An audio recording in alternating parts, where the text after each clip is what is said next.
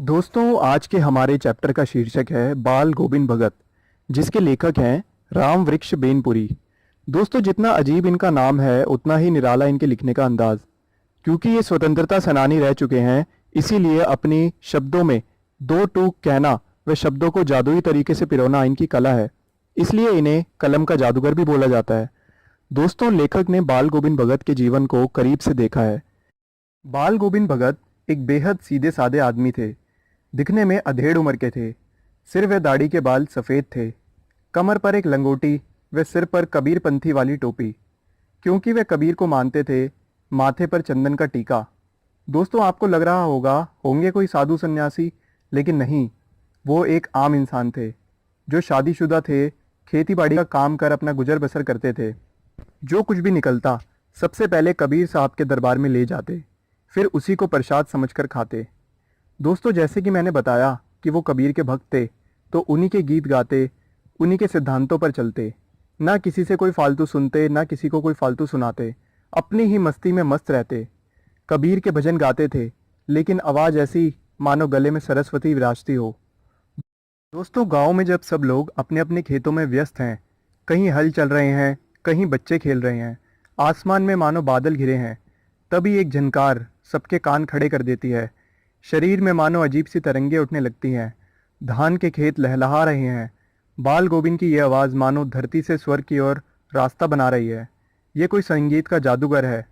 लेखक आगे बताता है, भले आसपास वातावरण में कोई भी कोलाहल हो रहा हो, लेकिन किसी में इतना साहस नहीं कि बाल गोविंद के संगीत को भंग कर सके। वो प्राय अपनी खंजड़ी से मधुर संगीत निकालते थे। सुबह सुबह अपनी कमली यानी कंबल को ओढ़कर अपनी खंजड़ी के साथ गीत मस्ती में डूबे रहते थे।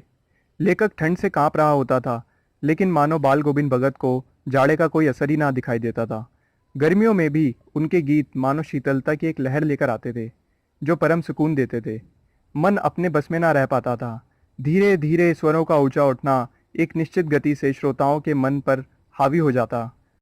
लेखक आगे बताता है, एक दिन ऐसा भी आया जहां हर इंसान की परीक्षा होती है। बाल गोविंद भगत के बेटे की मृत्यु हो गई, और सभी पिताओं की तरह वो भी अपने बेटे से बहुत प्रेम करते थे। लेकिन अपने बेटे की मौत के दिन भी वो अपने भक्ति रस में डूबे थे और बस भजन गाए जा रहे थे, और अपनी बहू को भी उत्सव मनाने के लिए कह रहे थे। उत्सव मनाओ, आज आत्मा का परमात्मा से मिलन हो गया। लेखक ये भी सोच रहा है, शायद ये आदमी पागल हो गया है।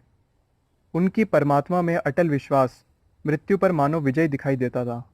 बेटे के क्रियाकर्म करने के बाद अपनी बहू को वो वापस अपने मायके वालों के यहाँ जाकर दूसरी शादी करने के लिए कह रहे थे। लेकिन उनकी बहू जिद कर रही थी कि वो उन्हें छोड़कर नहीं जाना चाहती, क्योंकि बुढ़ापे में उनका कोई सहारा नहीं था।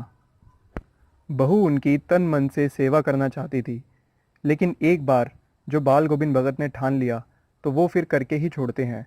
अतः उन्होंने अपनी बहू को वापस भेज दिया। समय आगे बीतता गया। भगत हर साल गंगा स्नान करने जाते थे। संत समागम व लोक दर्शन में उनकी अपार आस्था थी। अपने सफ़र पर किसी से ना कुछ खाने के लिए लेते, और सुबह ही अपने घर से कुछ खाकर निकलते, फिर घर लौटने पर ही कुछ खाते, भजन गुनगुनाते व अपनी मस्ती में ही झूमे रहते थे। बुढ़ापा अपने चरम पर था, लेकिन भक्ति की वजह से वो जवान थे। उस दिन भी संध्या को उन्होंने गीत गाए, लेकिन अगले दिन उनका गाना किसी ने नहीं सुना।